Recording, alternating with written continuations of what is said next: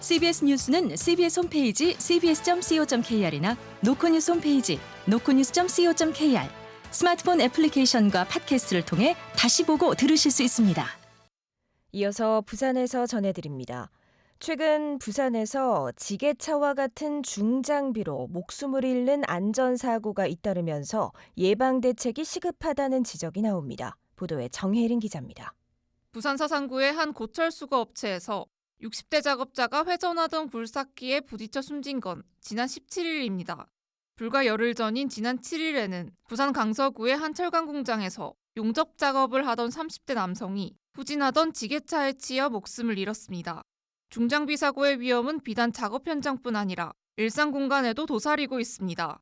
지난해 6월 부산대학교 교내에서 횡단보도를 건너던 대학생이 교내 공사를 위해 이동 중이던 지게차에 치여 숨지는 사고가 발생했습니다. 이 같은 중장비 사고의 공통점은 장비 특성상 시야가 제한된 운전자가 지상에 있는 사람을 보지 못해 발생한다는 겁니다.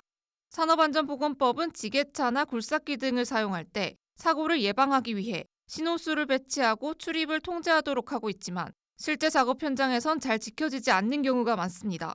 민주노총 부산본부 강기영 조직국장입니다.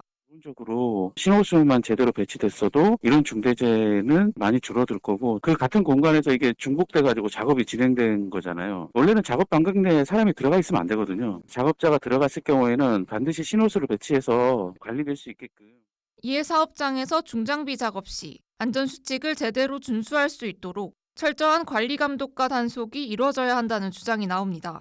더불어 지게차 사고 예방을 위한 전방주행 안전 시스템 기술이 개발된 만큼 이러한 신기술을 실제 작업 현장에 도입하고 상용화할 수 있도록 노동당국과 함께 기업의 역할이 중요하다는 지적입니다. 비용을 들여 신호수를 배치하고 안전 시스템을 도입하는 등 이윤보다 노동안전을 우선시하는 기업 문화가 시급한 상황입니다. CBS 뉴스 정혜린입니다. 부산항이 국내 최초로 LNG, 즉 액화 천연가스 추진 컨테이너선에 대한 연료 공급과 하역을 동시에 진행하며 친환경 항만으로 한 걸음 더 나아갔습니다. 이번 상업 운영을 통해 부산항의 글로벌 경쟁력이 한층 강화될 것으로 기대됩니다. 강민정 기자가 보도합니다. 오늘 오전 부산항 신항 7부두 한국 LNG 벙커링의 블루웨일호가 하역 작업 중인 HMM 선박에 약 2,400톤의 LNG 연료를 공급하고 있습니다.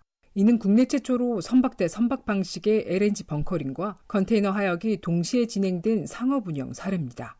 부산항만공사는 지난 19일부터 사흘 동안 이러한 방식의 LNG 공급과 하역을 성공적으로 마쳤습니다.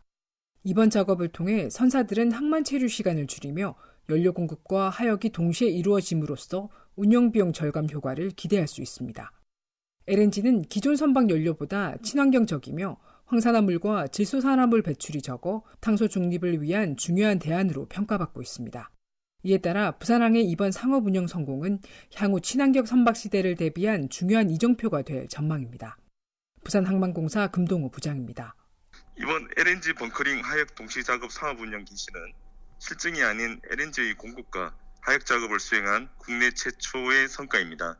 향후 친환경 선박 확대에 대비한 연료 공급 체계 구축과 안전관리를 통해 부산항을 세계적인 탄소 중립, 녹색 항만으로 발전시켜 글로벌 항만 경쟁력을 더욱 높이도록 하겠습니다. 부산항이 이번 상업 운영 성공을 바탕으로 친환경 항만으로서의 위상을 높이며 글로벌 해운 시장에서 더욱 주목받을 수 있을지 기대됩니다. CBS 뉴스 강민정입니다. 유조선이 침몰하면서 부산 앞바다에 유출된 기름이 사고 11일 만에 모두 제거됐습니다. 지난 9일 영도 복례동 물양장에서 미등록 유조선이 침몰하면서 바다에 기름이 유출된 가운데 부산해양경찰서가 어제 방제 조치를 완료했습니다.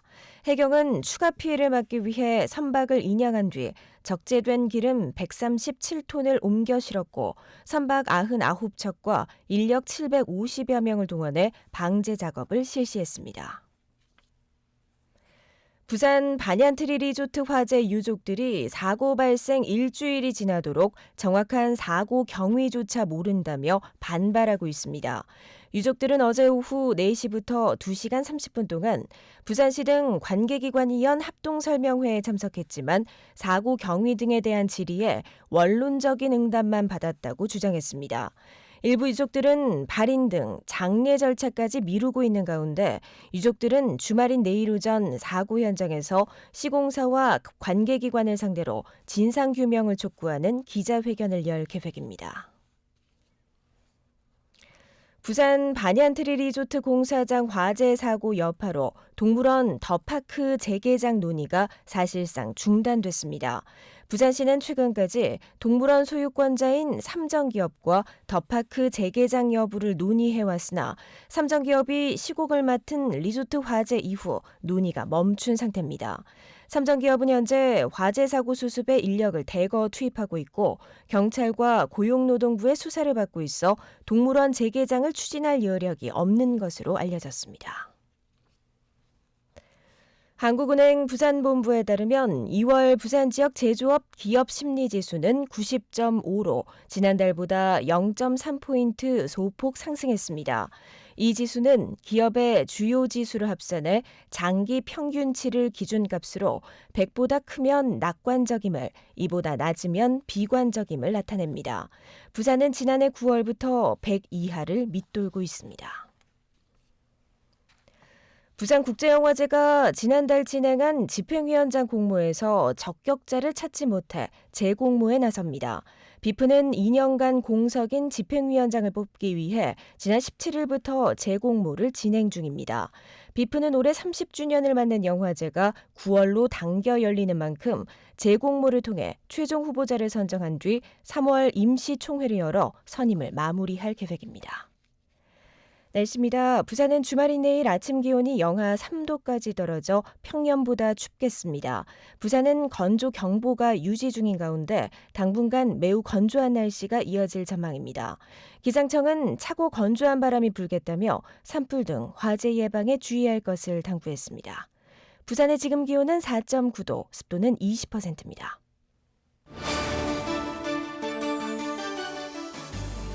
CBS 저녁 종합 뉴스를 마칩니다. 지금까지 진행해 기술 강일구, 기자 정혜린, 아나운서 김창현이었습니다.